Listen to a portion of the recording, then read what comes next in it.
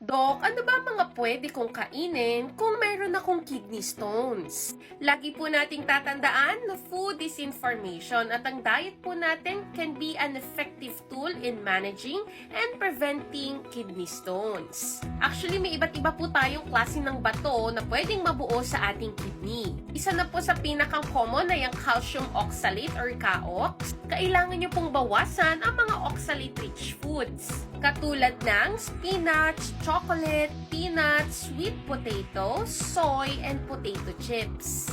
And according to studies, ang kakulangan sa calcium ang isa rin sa dahilan kung bakit nabubuo ang calcium oxalate sa ating kidney.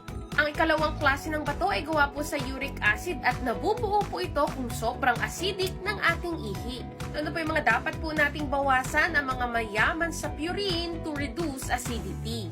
Katulad ng animal proteins like meat, shellfish, at maliliit na isda, lalo na ang walang kaliskis. Katlong klase ng bato ay ang struvite. Nabubuo po ito sa mga taong madalas magkaroon ng UTI.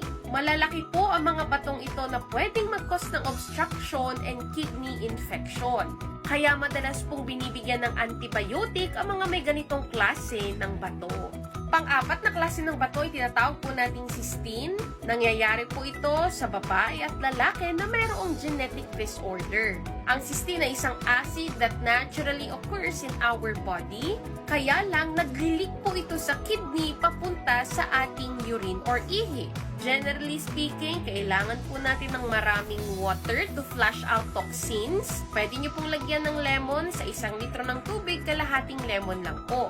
Babawasan nyo po ang mga maaalat na pagkain katulad ng mga matataas sa MSG, mga sausawan, sodium nitrate and sodium bicarbonate, and even canned goods. Dadamihan nyo rin po mga pagkain matataas sa potassium katulad ng sa prutas at gulay.